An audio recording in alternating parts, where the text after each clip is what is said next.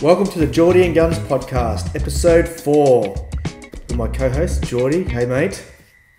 How's it going, Andrew? Going great. Nice hoodie you got on today.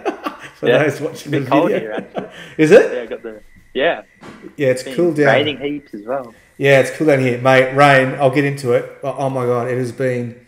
I think we had three and a half weeks every day. Like, with floods everywhere. Oh, wow. It's a nightmare, mate. Yeah, it's been unbelievable. So, anyway, we'll get hectic, yeah. Get into that when we talk about my lack of racing. But yeah, we've got a big show today. Got a lot of international and local news to talk about. And interview with Kyle McBride finally got done, which is pretty exciting. So tell us about your couple of weeks, Jordy. How you been? What's happening? Oh, yeah, not much has been happening. Just school with year 12 and been working a fair bit as well. So, yeah, not much, to be honest. So I stumbled upon, I don't know if I stumbled upon it, but one of your videos came up. So Jordy's dad does a bit of videoing as well, and Jordy, and you had your backyard track, which is one of the best backyard tracks the YouTube video I've ever seen. Yeah. So there's this backyard RC tracks group in Facebook. So I joined it when I did my one, but mine's really a backyard kind of track. And then again, you see dudes with their tracks, and they're just phenomenal. Yours is unreal, eh? Yours is like a proper track. Yeah, well, we're putting heaps of effort into it. So we've had it for a couple of years as well. So we've been doing a couple of track changes every now and then, just to try and keep it a bit more enjoyable and not get boring every now and then. Like, it's pretty good practice. So I was looking at, you've got a lot of video of your footage, you racing on it. It must be good for you to get that practice. Yeah, definitely. Just being out there. I've got my old 21 model tool drive I've set up as a practice car. So I'll just dedicate that to out the back. Yeah. Keep my race cars fresh. It's a carpet layout, isn't it? Yeah, it's just like household carpet. Yeah, it looks awesome, man. So you live on a bit of property, because I'm on 2.5 acres, but you're on 7, I think you said. Yeah, 7 acres. Yeah, a bit more land. That's amazing. For those, that's not normal. Well, the majority of people live in cities in Australia with normal size houses, but just happens that Jordy and I have a bit of property, which is quite fun. That's it is nice. Yeah, it's unreal. Have you lived there for long at that property? I've been here about 4 or 5 years. Okay. We used to live in Melbourne before that. Right. Okay. Yeah. Awesome. Right. Let's get stuck into the news. We've got a lot of news today. So do you want to lead us out, Jordy? We do. Yeah, well, the recent DNC race in America was held, and Mugen driver Ryan Maifield took the wins in both Nitro classes, the buggy and the truggy classes. So, yeah, he pretty much dominated the Nitro classes for that event. And I think Unofficial won the e-buggy, I think, with Mayako. Yeah. First big win for them. That's pretty good. JQ will be happy. Yeah, for sure. Did you watch much of the DNC? I did a fair bit, actually. I watched both of the Nitro mains. Yeah. So, it was unreal, eh? That was unreal. Yeah, Mayfield's driving just next level at that event. The dude's so good. He hasn't won a 1/8 Worlds. Surely he's going to win one. I think this year is his year. So he's so good. It'll be interesting. Yeah, for sure. Can't wait. That's in Spain, actually, later on in the year, which we'll talk about a bit. I talk about it with Kyle in the interview with him. DNC was amazing. So I actually have it on during work. So I watched the stack of it. It was amazing. Anyway, that was good. And then they had the Desert Classic. Who won the Desert Classic? Yeah, so Dakota Fend won both the modified classes for that event. The TLR driver. Yeah, he's really good. Like, he has these, every now and again, he just slays it, right? Like, he's even in sometimes Nitro who does it, but that was pretty awesome. Because that was all the same guys. Maifield and that were there, weren't they? Mm. Yeah, Cavalieri, Ripken. Yeah, I think they were all there. Yeah. Yeah. Awesome. He's TLR. Yeah, when he's turned on, he's just a rocket ship. Yeah. He's insane. Crazy. Yeah, it's pretty good. Kyle McBride won a local event, the Unofficial RCGP in Adelaide. That was pretty good. So I was meant to go down to Canberra, so was Kyle. He switched at the last minute, and I'm glad he did, because I'll get to my Canberra story in a minute. But he won that, which is really good. He's like, it's going to be super good this year racing at home. So well done, Kyle. I heard he went to Canberra, and then he went from Canberra to Adelaide. Was that correct? Don't know. I heard he switched at the last minute. Yeah, right. But I don't know whether he switched after he got there, or I don't know. But yeah, it was. Yeah, okay. it was a good decision, which I'll talk about in a minute. Next one. Oh, Queensland. What about that one? State titles, Jordy? Yeah, so it's state titles at Chargers RC in May, 20th to the 22nd of May. So those entries are open, and it's actually capped at 40 per buggy class, I believe. It is. So yeah, they're filling up really quick. So there's only about... I registered. We're going. I'm locked in. Yep. Definitely. Going with, I think there's 4 of us. Me, Nathaniel. No, 5. Me, Nathaniel, Chris Taylor, and the 2 Blaneys, Simon and Angus. We're road tripping up there. Going to stay in. How far is the drive for you? 8.5 hours. Okay. Yeah, from me, because I'm like an hour and a half north of Sydney. So I think normally it'd be 10 for everyone else from Sydney. Yep. But Nathaniel's coming here, and then we'll drive from here. So locked in. Yeah, nice. I'm pumped. Yeah, I can't wait. It's going to be unreal. So you're not going to that one, are you? You're just going to Nationals. Is that right? No, we are going to we've entered for the state. Oh, you have as well? My dad and Mitchell are going to fly up, and then, Awesome. I'm really looking forward to it. Oh, I'm so happy. I forgot to ask you off air. I just didn't. I haven't spoken to you, so I wasn't sure. That's amazing. Yeah, it's going to be so good, eh? Yeah, I'm pumped. I'm so keen. Yeah, for sure. All right. Other thing is about RCGP. So I mentioned that with the unofficial RCGP in Adelaide, but RCGP is back. So this was 2019, I think it was. They had a whole bunch of races where they went to Europe and stuff, and I think in the US, and they added it's all around the world. Yeah, and Kyle McBride was in it. Anyway, COVID came, so they stopped, but they're doing it again, and it's pretty exciting. Yeah, it's an exciting event, just the way it's run and all that. It's really entertaining. Super pumped. So they've teamed up with House of RC. I don't know, have you ever been to that website before? No, I've actually never heard of that. So I checked it out a few months ago, set myself up as a profile. It's pretty good. They've got like a map of everything, where all the tracks are, and it's all about people contributing to it. So it's building up. Anyway, they're showing their stuff exclusively through there. So you can either subscribe for $100 a year and you get it all live, or you have to wait a month to get it on YouTube, I think, or something. So I don't know, something new. But anyway, House of RC, it's worth checking out. It seems to be a pretty good site. So yeah, I have to have a look at it. It's very pro. All right. Okay, so Jordy, that's the news. Lot going on. It's really cool. Hopefully we'll have some more Australian news if we start racing again. So speaking of racing recap.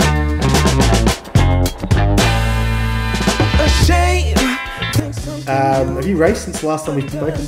2 weeks? Yeah, we had not really a club day, but it was kind of more of a fun day because I don't think they had the live RC set up properly. Right. So we just kind of did 5 rounds of heads-up racing, like Reedy style, kind of rotated our grid. So yeah, it was good. It was good fun. Something a bit different. That's at Kilo, right? Yeah, Kilo. Awesome. Yep. So and we're racing on Sunday as well. This Sunday, yeah. So I was talking about Canberra, the Proline 1.8 series. Super pumped. But it's been raining like atrociously for weeks in Sydney and around. But the day before, Canberra Club posted and said, "Yep, it's been good. Track's amazing. It's pristine." Right. So we all drive down. It's like a 4.5 hour drive for me with all the X-ray guys. It was unreal. But the night before we left, I had to leave super early, like 5 o'clock in the morning. So I didn't know that it poured all night, right? The night. So we all rock up there. Everyone's there. And it was underwater. Like it was water everywhere. We went, oh my God. So we set up. Because we're thinking, it wasn't raining that day, so we're thinking, okay, it'll dry out. Today's a practice day, tomorrow's racing. Yeah, but it just kept, every couple of hours, it just rained a bit, and rained a bit, and rained a bit. Yeah. So we still held up hope that night. Woke up next morning, it was raining, I got straight in the car, came home. So I didn't do a single lap. That's devastating. It was devastating. 8 hours in the car, accommodation was like, I don't know, it was a fair bit of money. No. All the petrol, not a single lap. I was like, So I'm sure it would have been a good time hanging out with the boys. It was good though. That was the best thing about it was we were in the tent all day and went to dinner that night. I think you posted a picture of yourself superimposed on that dinner. So having a beer. Yeah, it was good. We had a really good time in the end. But that's what it's all about. So that was good. The next one is in Orange. Not this weekend, the weekend after, and I'm looks like I'm going to that one as well. So I'm going to try it again. That's been dry for ages, so super excited. Whereabouts Orange? Never heard of it. Orange is near Bathurst, so it's inland. It's it's about 4.5 hours for me, but it's pretty much inland over the Blue Mountains, and Okay, that'd be good. That'd be good. And then tomorrow night I'm racing at Ride 1/10th. It's the debut of my XB2 because it's rained so much. Everything's been cancelled for a month. I haven't raced since Victoria. Yeah, it's been a while. It's been a while, man. So I'll see how I go. So next time we'll both have reports of how we're going. But that's really it for racing recap, isn't it, Jordy? Yeah, that's about it. Awesome. So I'm gonna not much. Nah, it's a bit of a shame, but we'll get more. It'll be all right. We'll have lots to talk about. And Brisbane, man. So that's end of May, right? It's going to be amazing. Yeah, I'm so keen. So we'll record some of the podcast stuff up there while we're there. That'd be cool. Yeah, we'll have to try and get one going at the track, I reckon. Yeah, for sure. Do some... Because there's the driver interviews. Yeah, it'd be unreal. The no-name RC guy, he was recording and broadcasting from DNC, which was pretty good. So maybe we can do something similar. I saw a couple of those. If we've got 5G at the track, we sure. could do it.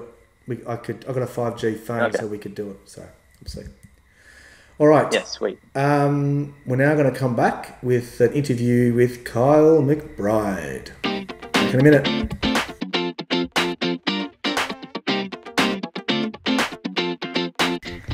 Welcome back to listening to episode 4 of the Jordy Guns podcast. I'm your host, Andrew, and today I've got a very special guest to talk to me, and it's Kyle McBride. Welcome, Kyle. How you going? Thank you for having me on, sir. Excellent. We're very excited. We've been talking about this for a while, and anyone I've told that you're coming on has been pretty pumped. People who don't know, Kyle is probably the biggest international Australian RC star that we've got at the moment. He's got a very storied and rich history, which we're going to hear a bit about today, which is great. Before I start, Kyle, tell us a bit about yourself, where you're from, that kind of stuff. Yeah, so name is Kyle McBride. Born in Brisbane, Australia. Pretty much lived in Brisbane my whole life. Travelled a lot of places, but still living here to this day in the western suburbs. Been racing RC since I was about 11 years old. My dad got me into it, and turned professional about 14 years old.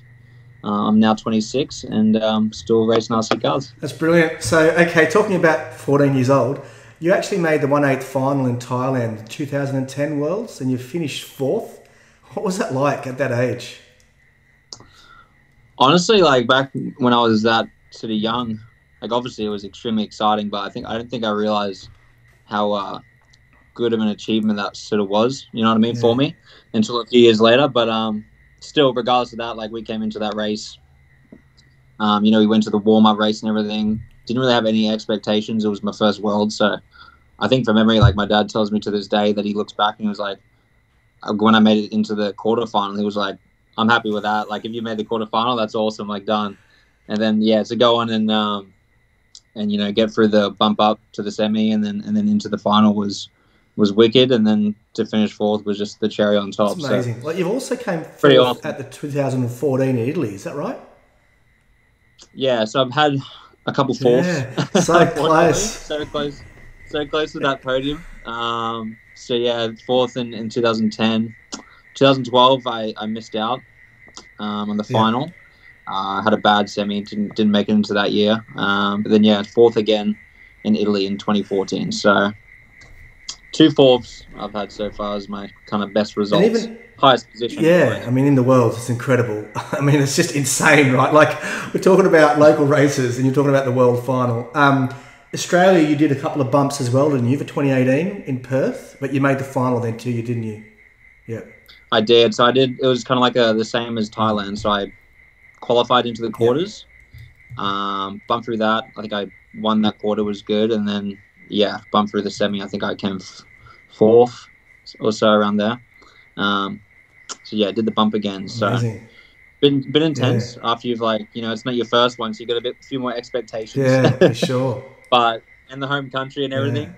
I mean, still to make it into the final is kind of awesome, man. Like it's a difficult feat with that amount of top professional drivers. It's insane.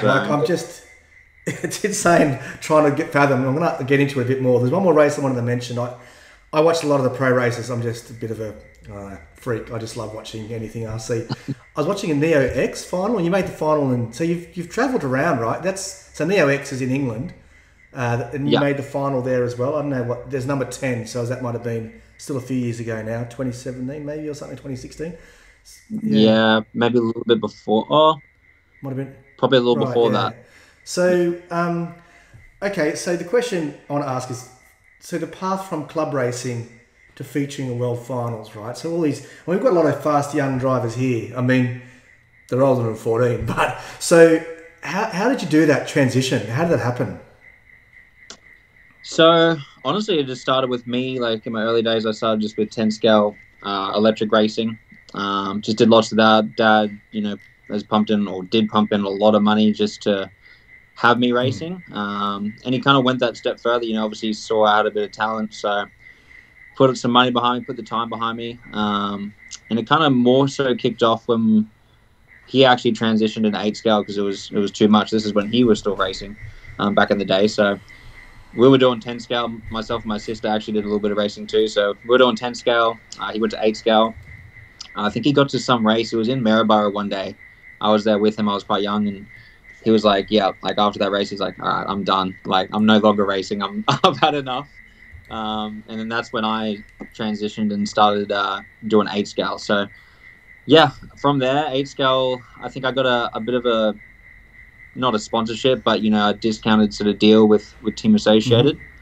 And then from there, honestly, Dad just pumped in a lot of his money to travel within Australia. So, we were doing state titles, all the sort of big events that were happening around Australia. Dad was just putting in the effort and money to get me to all of those. And I think if he didn't do that, I wouldn't be where I am today, staying within one city and not getting sort of any exposure even within your own country, or just experience against quicker guys, different tracks, all that sort of stuff is really important. So started there, and then, we got finished it with the Associated, got offered, well, not really offered a deal, but just chose to go with the Mugen, something different. They looked after us a little bit, and I did pretty well in Australia sort of before that that first World Championship in 2010. I hadn't won a Nationals yet then. I think I came because Renard Savoy, he's still around. Frenchman, came over to Australia, and actually that's probably the other thing, or one of the most important things that helped me as well, because he was like 3rd in the world or something at that stage back in those days. So he was, top level driver. He came and lived here for, I don't know how long it was, but he was here for a while.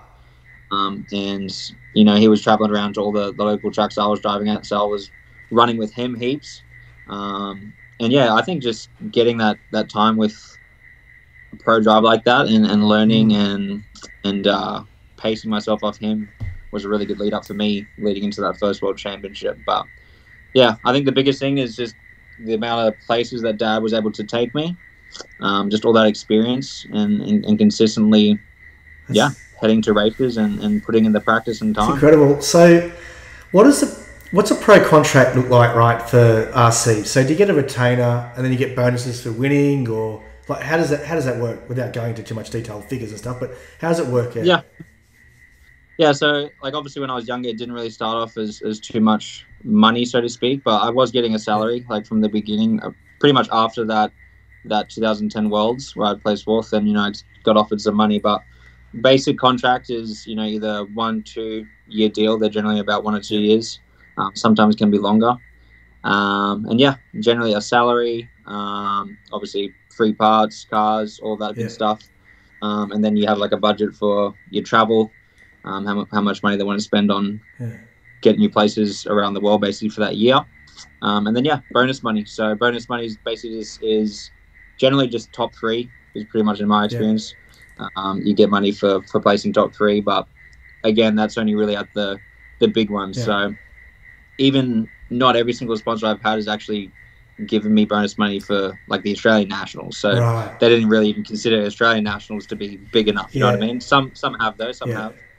But it's more so obviously your World Championships, Dirt Nitro Challenge, Silver State, Neo, all those big ones. And obviously RCGP now is factored into that as well. Yeah, you raced the RCGP last year, which was awesome to see. I mean, it was a shame there wasn't a lot of American drivers for a lot of it. But one of the questions I was going to ask you is, well, how was that experience? And do you think you'll do it again? But it went through COVID, but it's coming back this year. But this year you're not driving in it at this point, can you say, or you're not at this point?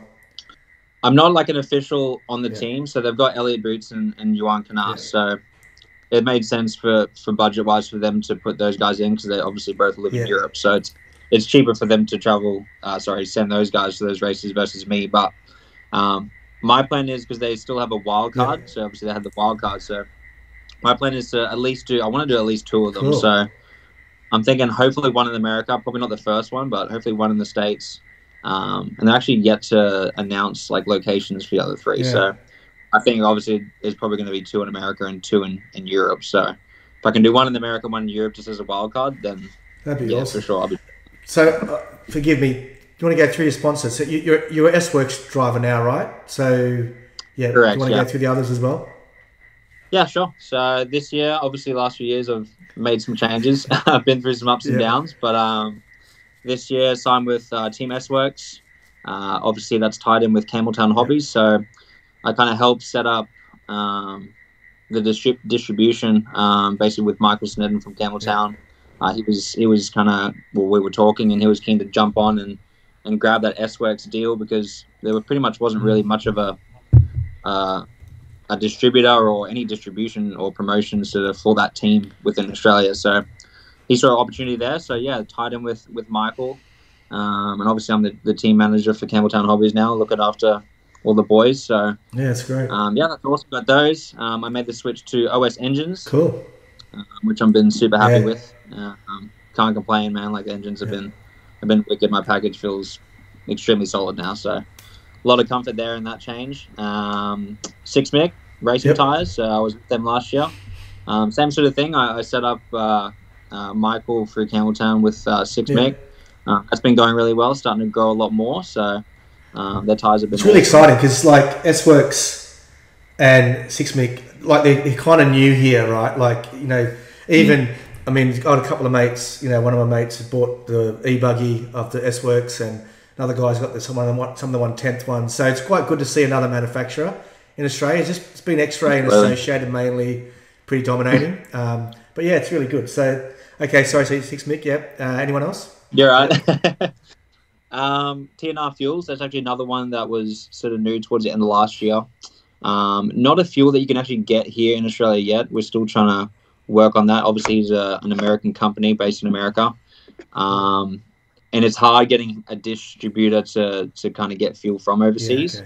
It's a lot of money, a lot of time involved. So still trying to work that out, what's happening there. But his fuel has been wicked. I know it's getting really popular over the US, so made that change. And just some of my other standard sponsors that I've had the last few years who have been supporting me: T-Works, JK Racing Designs for all my body paint and shells. He does an awesome job.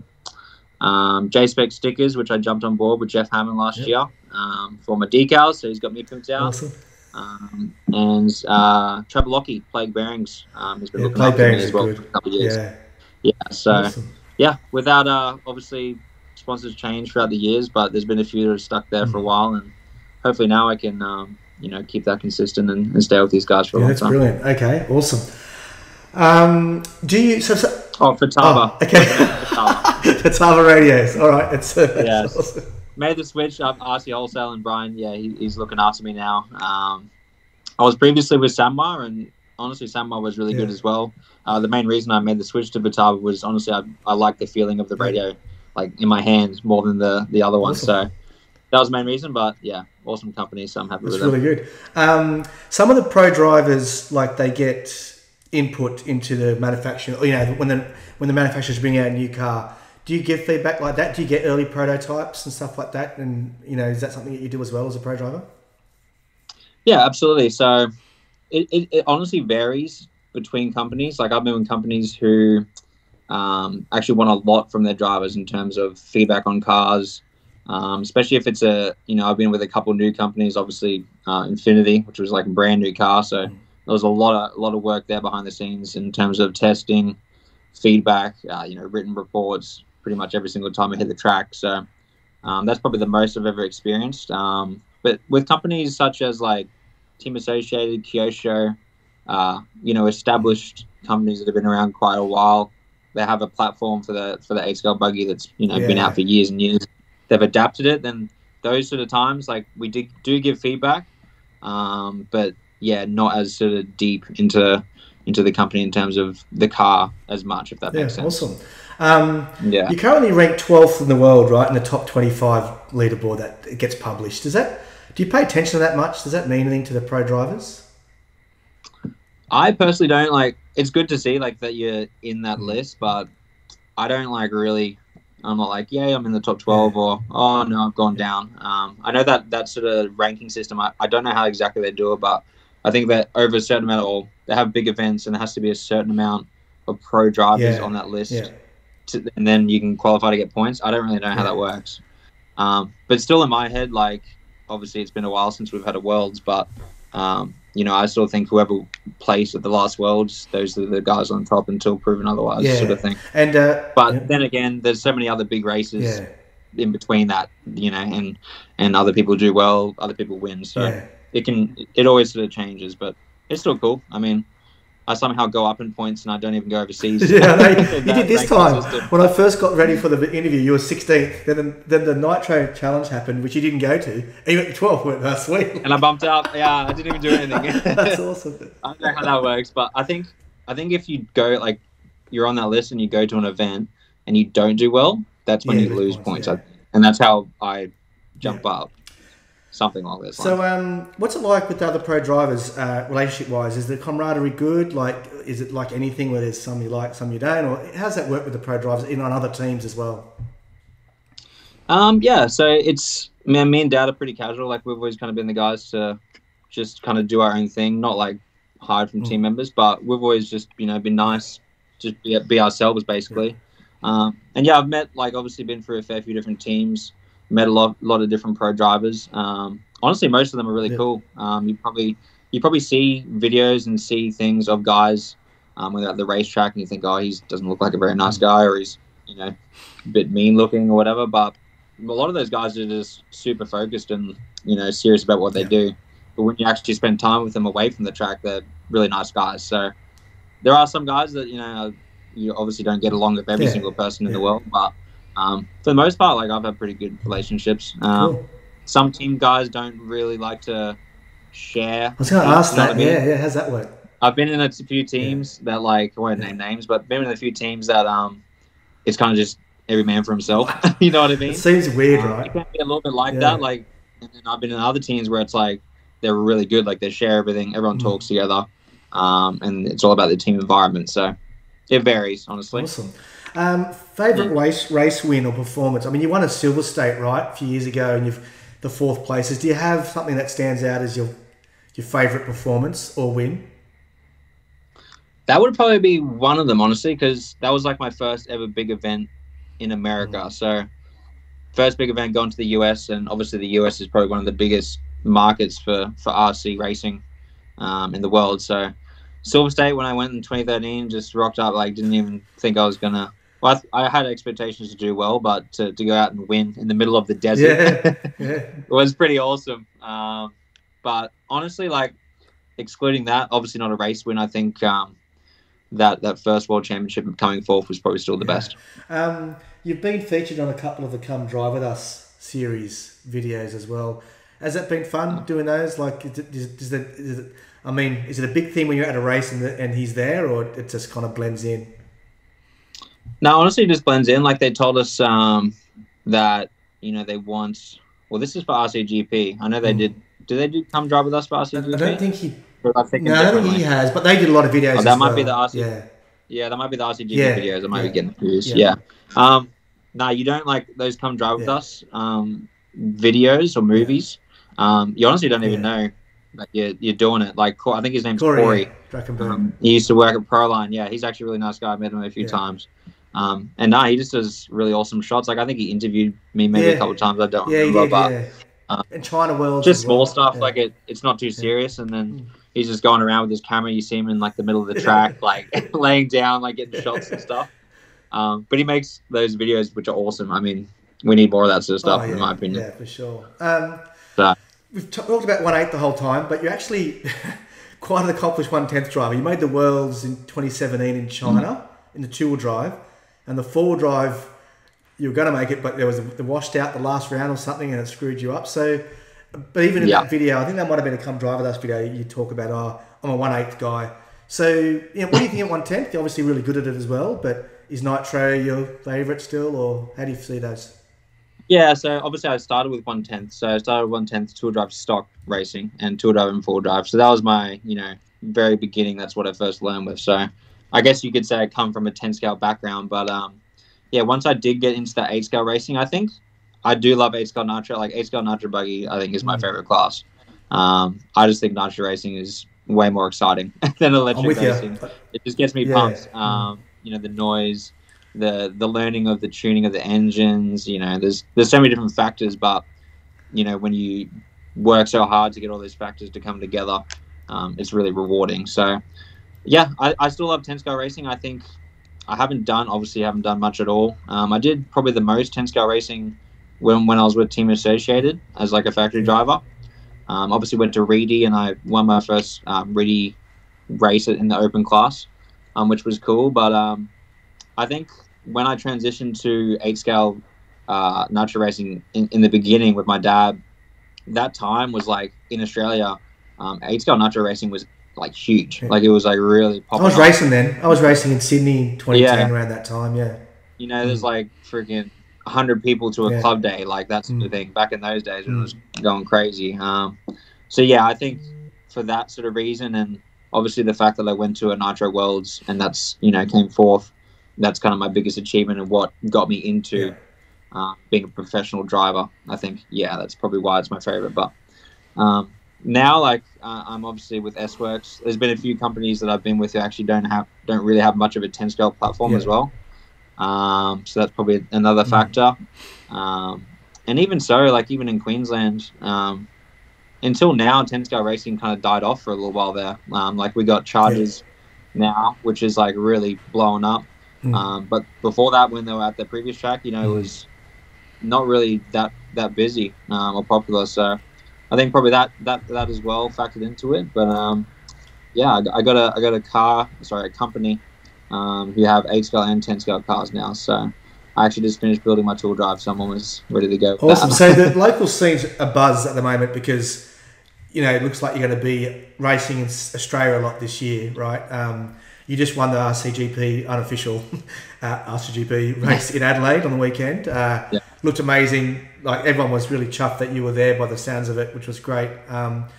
Are you going to do any, there's the Nationals for 1/10 in Brisbane this year at Chargers. Are you going to do any 1/10 locally or that serious or not? Absolutely. So it's not going to be my main focus, if I'm honest, because it's a 1/8 World Championship year. So of course my focus is going to be there on that. But I do plan to be at the Nationals at Chargers 10 scale. I'm pretty sure they're hosting the Queensland State Titles as well. So no, for sure. Those sort of events, especially if it's local, I'll be there. So I'm just been sort of kicking off the year with learning my 8 scale car. Obviously, it's a brand new car, so there's lots to learn. But for sure, going to be doing some 10 scale racing. Awesome. I think Michael and Campbelltown Hobbies, we got a couple plans to host a couple S-Works Campbelltown Hobbies races, and I know some of those are going to be 10 scale, at St. Ives and a few other places. Oh, brilliant. Okay. So for sure, hopefully can do a little bit of interstate traveling and racing for 10 scale. Oh, that's great. So you mentioned Worlds and you mentioned RCGP. So you're going to you're going to go to Worlds. It's in Spain, I think. They've moved it to Spain, haven't they? Yeah, so it's in a city called Alicante. I don't know Spain very well. I couldn't tell you where in Spain that is. But I've never actually been to Spain before. But it's at the Rendovan track. So they've actually hosted a few European championships there. It's quite big, that track, one that I've from seen. memory. I think it's supposed to be a big one. Yeah. It looks huge. I think it's almost like a 1 minute lap. Yeah. I heard on Garo talking about it, I think, or someone, they was saying it's close to a minute.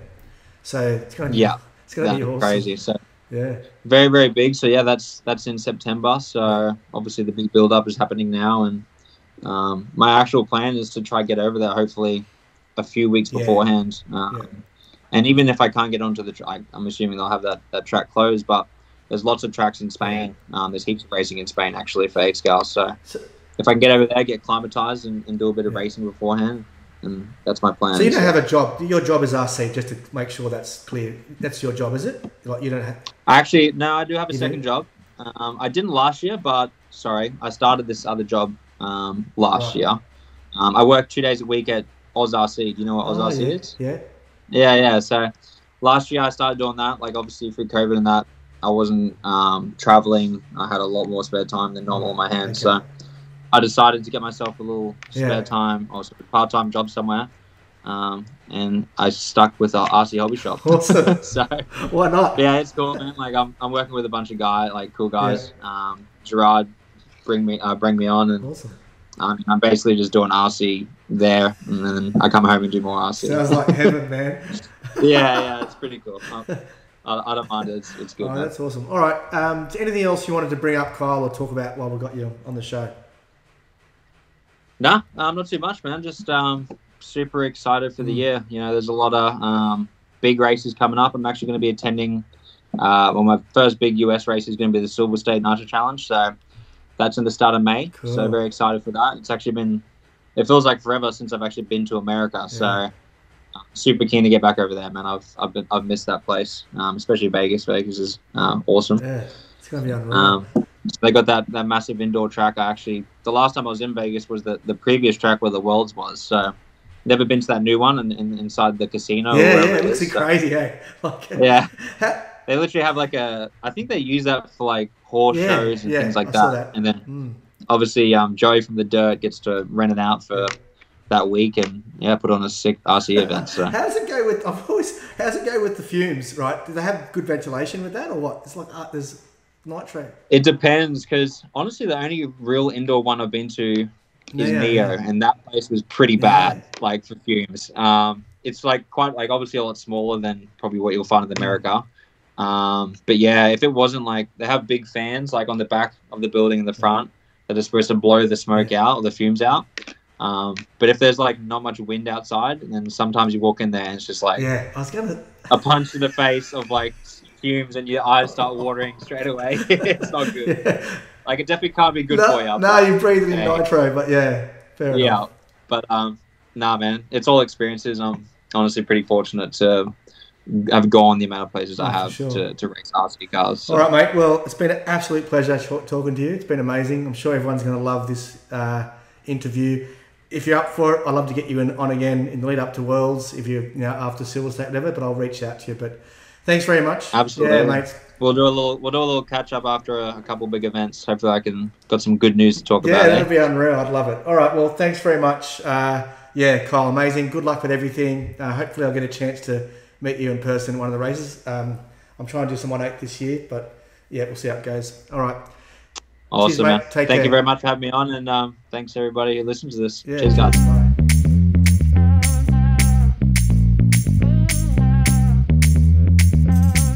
Welcome back. You are listening to Jordy Guns podcast, episode 4. Jordy's about to take over with the wrenching corner. What's the topic today, Jordy? That's it. Yeah, so we want to go through a bit of car maintenance for the 110 electric buggy in particular. So just going through stuff you should do before each race at the track and kind of each race you go to before a big event or nationals or state titles. Just going through a bit of key maintenance. You want to have your car kind of looking and feeling brand new before, I'd say, every event you go to. I know it sounds a bit over the top, but if you want to have a car that is capable of winning, it needs to function like new every time.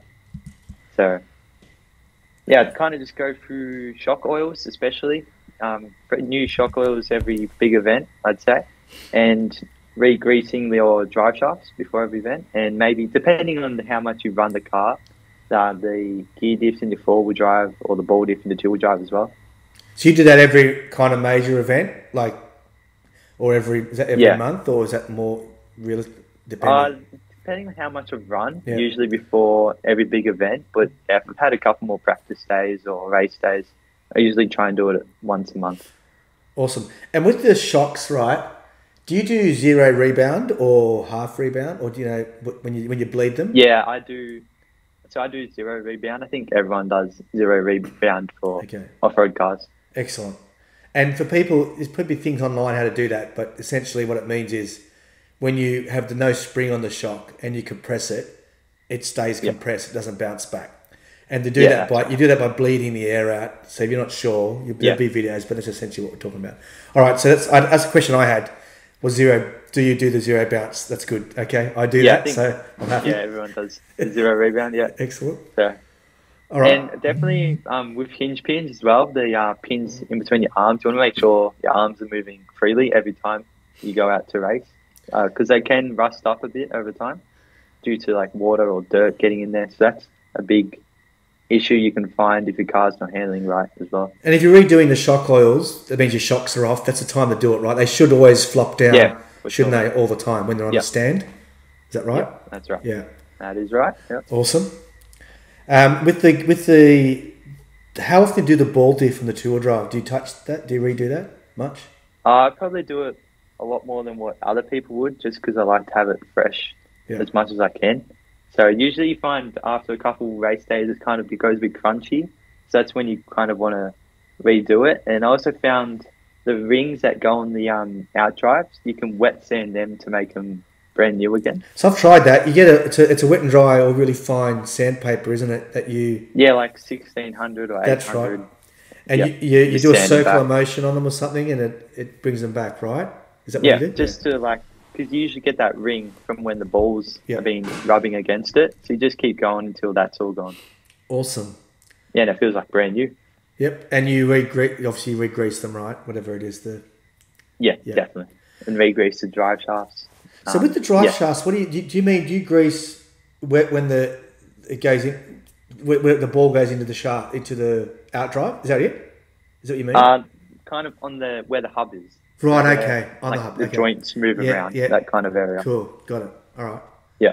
Excellent. And you also find the pins on the other end of the dog bone, they kind of wear out in the out drive on the diff. Yep. So you can actually replace them in some cars. I know the X-ray ones you can as well. Yep. So I usually do that every probably 2 club days or before every big event, just so that there's not much movement in between it. I can vouch that Jordy's cars look brand new every time. Like in Victoria, they look like they've just like my XB2. I'm using it tomorrow. It is brand new. It hasn't run. Yeah, that's what Jordy's cars look like. If you're wondering, but probably. I think I'm a bit over the top, but I don't know. That's just the way I like my cars. No, it's good, mate. Yeah, I'm not. I mean, I'm making a joke, but it's impressive. Like I try. And Dad always says it as well. Yeah, I've improved a lot. Like when I first started, I was hopeless, but just watching the fast guys and learning.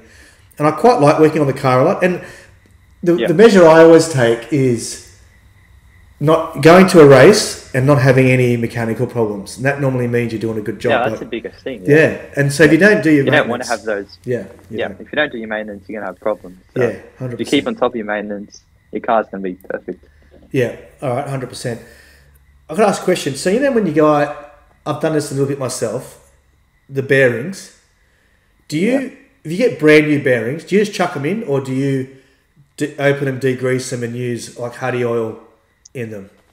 I use the plate bearings, ceramic bearings. Right. So they come ready to go, I believe. So I just chuck them in. I've never had a problem with it. And do you just replace the bearings? Do you ever try to restore them, like clean them up, or not? I find the plague ones last they last forever. So I've never had to replace a single plague bearing. Wow. So okay. They stay really good. Even the X-ray ones that comes with the car, they're really good as well. I've never had to replace any bearings. All right. Awesome. That's good to know. Well, it's good to know at least, yeah. So something that we probably... I'm going to keep... I get a lot of feedback from people saying they really like it when I ask my half-noob questions, because it's the questions people will normally ask. Yeah. So I see a lot of things around in setup sheets. The holes in the shock, what's it called? The piston. Yeah, the piston. So do you do anything with that? Like, do you ever think about that? Like how many holes they are, how thick they are? Do you ever do that? Oh, no, I've never changed the pistons since I've been running for X-ray. I found the kit setting to be pretty comfortable. I just kind of changed the oils to suit the track or the grip level. Right. Okay. So yeah, I've never changed the piston hole sizes or amount of holes there is in them. All right, that's a good. I'm really happy with that. Droop. Do you do droop? Do you measure the droop? Yeah. So I do change droop from kind of track to track. I know at Wodonga I went a bit more droop, so it rides the bumps better and it just lands and jumps a lot better. Yeah. They've actually gone back to keel and I tried that and I found it also jumps and lands a lot better with a bit more droop. Right. So I've kind of, from where I used to be at keel, I used to have not much droop. So I've kind of gone from not much droop to a little bit more droop compared to what I had to how I used to have it beforehand. And if people aren't sure what that is, the droop is how far down the axles will drop if you lift the car, if it's jumping, right? So it's kind of the level from where your axle is to the chassis. Yeah, okay. How far the shock. Because I just bought droop blocks. I've never had them before in my life. I've never measured droop in my life. I've never used them. All right. So how do you measure your droop? Do you... So I use the verniers, right? The digital ones, and you measure from the ball cup end of the shaft to the shock body.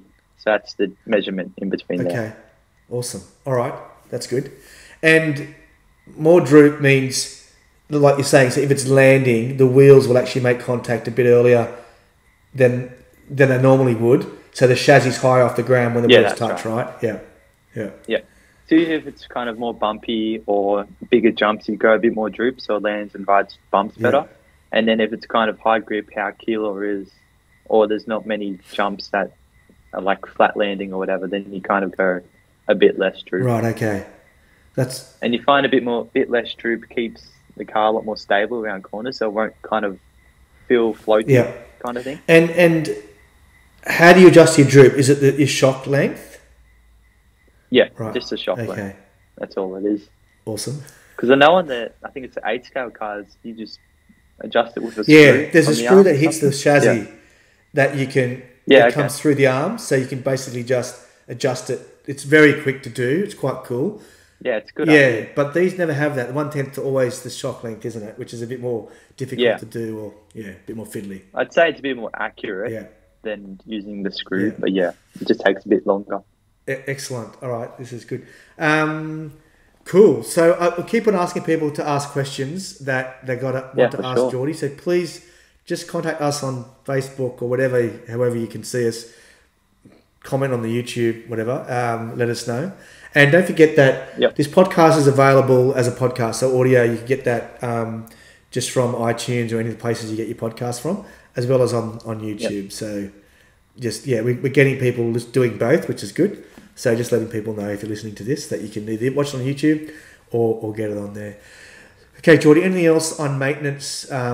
For me, like also the motor or the electronics, do you do anything about that? Do you blow them down or anything? Is that what you do? Or no, I just make sure that they're clean. And I know sometimes if you race on really dusty tracks, the rotor and your motor can kind of get a bit dirty. So you just take that out. I use a bit of blue tack, so blue tack gets it off really nice off the rotor. Okay. So that's kind of just what I do. If it gets dusty or dirty or a bit gritty. Awesome. Okay. All right. Cool. And just one thing before every race, I always like to check my screws because I found some people they go out and they lose a couple screws here and there. So always check your screws and your wheel nuts especially. Yep. I've done that a couple of times.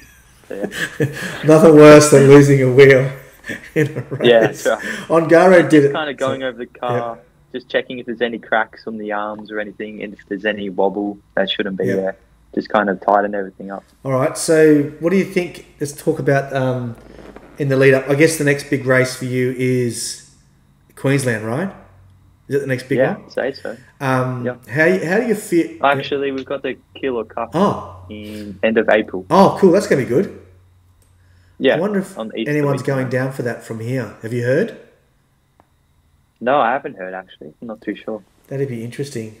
Because the Ride Cup and the Hills, King of the Hills, are normally pretty big events. So that Killer one sounds like would be cool. So are you going to start thinking about... I mean, Brisbane, it's hard, right? It's such a unique surface.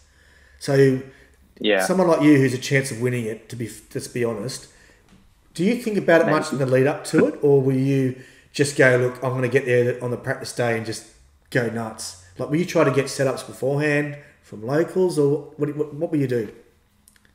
Yeah, well, we've been talking to Dad heaps, which kind of thinking of ideas that we could try and setups we could try depending on the track, and just kind of take different parts depending on the grip levels and how the track feels. So like different bodies, different wings kind of thing. Right. Different, just different parts for the car that would suit that track. At least what we think would suit. Yeah, I'm interviewing Travis Condon. I think he might be the president, or he's something to do with the track. So it's next week. So we get a chance. I'll try to get you on it as well. The two of us will do it. So we can ask him a ton of questions. So I want to ask him around, what's the wear and tear like? I've heard it's quite harsh on the cars. So we'll find out. I've heard that too. Tyre wear, because the control tyre, I'm really happy with the control tyre, because for me, it's a Proline. The two tyres I use is Electrons and Positrons. It's Positron's rears for both, and Electron fronts, I think, for the four-wheel drive. So I'm used to those sort of tyres. And I've got those, so that'd be quite good. That's helpful. Yeah, it is. And they're my favourite tyres. Like whenever hills grips up or ride, I chuck on Positrons or Electrons all the time. It's quite good. The S3 compound, I think with a different compound, but sorry. Yeah, with Keeler being kind of high grip as well, I think that's going to help with the lead up to that event as well, and how it's always consistent. And it's just one day of practice, right? It's controlled practice. Yeah, it's not going to be much at all. So with like 40 people per class, we're only going to have about, I'd say, 3-4 runs per car. Yeah, so. I like how they've capped it, because I know now it's D main, 10 of each. Like, it's pretty clear. It's not like how many they're going to have, how many in each main. It's quite, I think as organisers, it's quite good. And they almost sold out. Last time I looked, there was like 2 two-wheel drive and 4 four-wheel drive left. And that was after like a couple of hours. Yeah, they're going out really quick. It was nuts. Yeah. I can't wait. I'm super excited about... Yeah. Because like we're going to do all 3 state titles this year, hopefully, because I did Vic. We'll do Queensland, and then if you come to New South Wales, I'm definitely doing New South Wales, so it's going to be quite awesome. I'd love to come there as well. Yeah. I can't wait for that. And then we'll do the Nationals. Back up That'll be Brisbane, good. Right? I haven't. Yeah, so the States is like a warm-up for the Nationals. I think a lot of people are doing that. So I guess X-Ray, because I've just recently I joined the X-Ray guys. They're amazing at sharing things. So I guess they're going to be, I think on that one day, at least you guys will be able to, you and Ari, if he's going, and we'll be able to share some of the setup stuff, right? Yeah, for sure. Yeah. I mean, the team's always very helpful. Yeah. They've been speaking with X-Ray driver Peter Eggleton up there a bit, just about car setups and all that. He's been running up there. So get a bit of info and share. And the associated guys look like they're the same. I know they always hang out together, the Mondays and Silvaggi and so that's good. All right.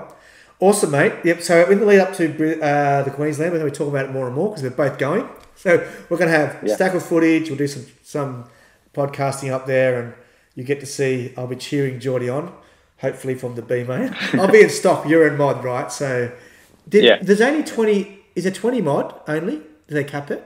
40. There's 40 mod as well. 40. Oh yeah. Wow! I didn't realise. Okay. I think it's 20 for like juniors and the truck class. Okay. All right. So still be a big race meet actually, if there's that many. Yeah, for sure. Yeah, cool. I think there was about 4 or 5 hours after the entries opened. I saw a post where there's 240 entries already received or something. So it's going to be huge. All right, cool. So next time we do our podcast, we would have both raced the 1/10th race, and I probably raced the 1/8th race as well. So we're going to have a stack of tough to talk about. It's going to be unreal. One thing in my car that I did do in Canberra, was that Kev Lewis, legend of the 1/8 scene, or every scene, he tuned my motor. I've never heard it that good in my life. Like, I've got an old OS motor, and I always tune it myself, but he told me it was running so lean, and it just sounded superb. So at least I've got that tune. So hopefully, I'm going to try to. Good. So that's next weekend. Tomorrow's ride. Next week's Orange. So I'll get footage at both, and we'll see how we go. All right, awesome. Jordy. Well, that wraps up the wrenching corner. It was good. We'll have a quick break, come back, and we'll say goodbye. Yep, sounds good.